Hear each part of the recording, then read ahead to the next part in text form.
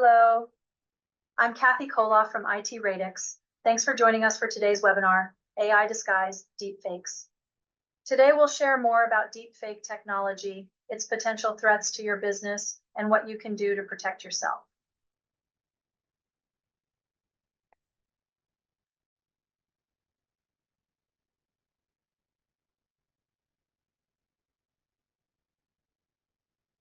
Actually, I'm Kathy Koloff, and you just experienced an example of a deep fake.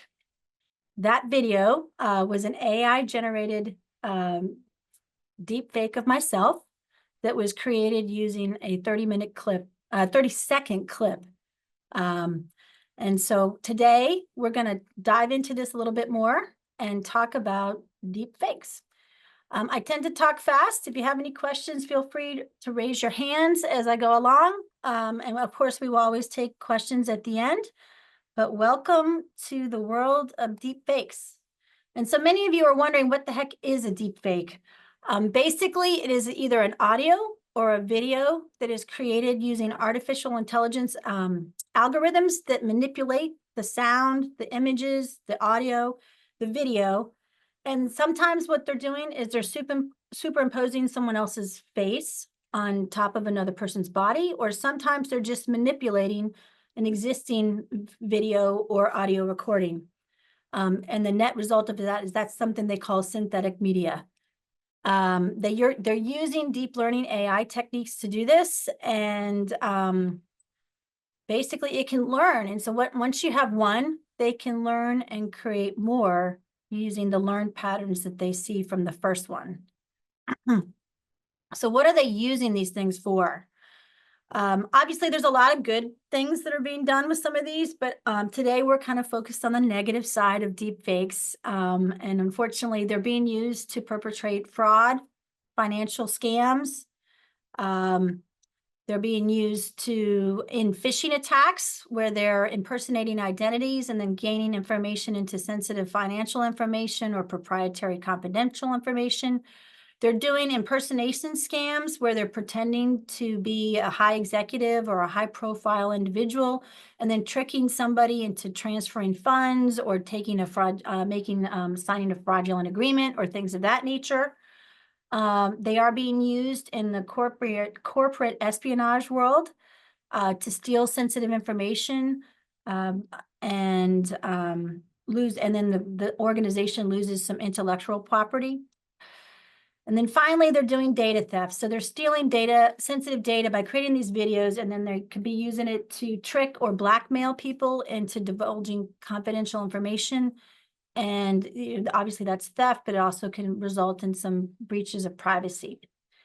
So how does this affect your business or your organization? There's multiple ways, but the main one is, the main three that I put here are, reputational or brand impact. Deep fakes can damage the reputation of a business really quickly by spreading false information, eroding people's trust in the organization, and it ends up having a negative impact on the client's perception or the customer's perception of your organization. And, trust is key in this case. And basically the deep fakes are undermining that. They're not authentic. They're leading. And then once you've got one out there, they could lead to skepticism around your other marketing and communication efforts that you have. The problem with social media is things can go viral like that.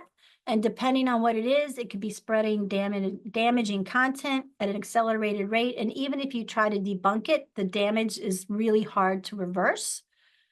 So one of these things that ends up happening is it's creating a PR crisis for organizations, and many organizations aren't really prepared to deal with that.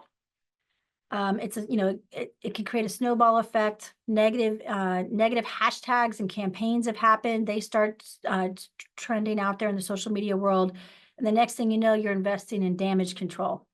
And then, of course, there's financial loss. It's everything from you had a tarnished reputation and now you lost a customer. Maybe you lost a partnership or a joint venture that you're doing and people are rethinking that. It can even result in some lawsuits. So rebuilding your reputation and your brand after some kind of a deep fake event can be super expensive and time consuming. And you really could end up experiencing actual loss of revenue and legal costs associated with all of it as well. So I did want to share with you a particular high-profile deepfake scam that we're aware of that actually occurred. It was an audio-based deepfake, and somebody scammed, or they perpetrated fraud by pretending to be the CEO of an organization. The CEO called and reached out to one of the employees and instructed them to transfer funds to a fraudulent account. And in this case, because the person thought it sounded like the CEO, they followed the instructions and real money was lost. So what are you supposed to do about all of this? The first thing for businesses is to start implementing some detection technologies. Believe it or not, you can use AI to help you detect AI deepfakes. So that is one thing that's out there. Happy to talk to you about specific technologies in the future, but today I'm just going to sort of focus on at a high level what we're doing here. The other thing you want to do is have two-factor authentication. So in the case of that CEO fraud case, just like you do two-factor authentication when you log into a computer system or into your email, come up with some kind of a code word or some sort of an internal two-factor authentication control around things like that to help control and validate that the deep fake is, that it's a real person or not.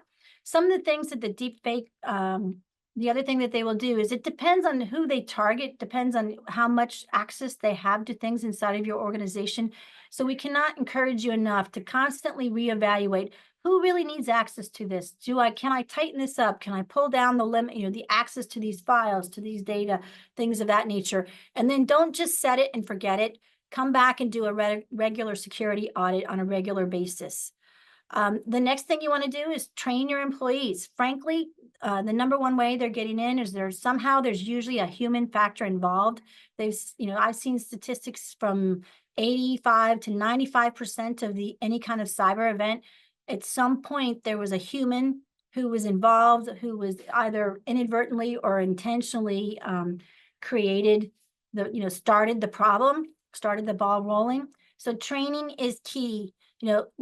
Train them on how to look for inconsistencies in the audio and the video, looking for signs of manipulation, some things that they could look for. I don't know if you noticed it in the deepfake that we had of me, but unnatural eye movement. Maybe their hands aren't moving around and there's a person who talks a lot with their hands and suddenly they're stiff and unnatural like. The other thing that we see sometimes is that if you turn your head side to side, it can't do a good 3D representation of that person. AI deepfakes are getting better and better though. So all of these things will slowly but surely become even harder and harder to detect.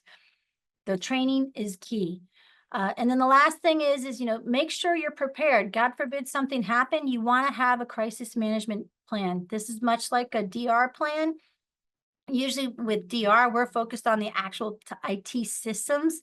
This is more at the business level, making sure that you can identify the deep fake, how to take it down, how to communicate with people, and how to mitigate any damage that might occur around your business's reputation. Sadly, the laws and regulations aren't really keeping up. There are very few laws around deepfakes. What is there, you do need to comply with, but sadly, the bad guys don't. And so they are still, using the deepfakes to perpetrate fraud, violate data privacy, and create basically cybersecurity events. And then the last thing that I'm just going to talk about, which is ethical implications of deepfakes. Obviously, they can be abused. There have been a lot of high-profile ones in the news. There's one with Taylor Swift. You're a Swiftie, you know all about it. Erosion of trust. Basically, you need to start. It's going to make it difficult to know who to trust in the media and always what to do in terms of taking things with a grain of salt. It's super hard to distinguish what's real versus fake. And so you want to always be on your guard and looking for that. And then finally, just making sure that you're protecting your privacy. Deep fakes can be done to create fake images or videos of people without their consent. And that has a lot of impacts on a privacy and reputation standpoint. So with that, that's what I had for you today. I obviously emphasize the cybersecurity awareness training. The training programs that we have do include modules on deepfake and how to recognize them. If you're not already on board with the cybersecurity awareness training program, we invite you to join us in educating your people. If you sign up before November 15th, we'll set that up for free. It is an ongoing process that happens throughout the year because you don't just set it and forget it. You want to make sure you're constantly reinforcing what to do. And with that, you can also, so if you want to sign up, you can go to that URL or you can reach out to us through email. We thank you for joining us today. I don't see any questions in the chat, but if you happen to have one, I would be happy to answer those now. Give it a sec. And if not, I'm going to wrap it up. So thank you so much for joining us. I'm Kathy from IT Radix, and we will talk to you again soon.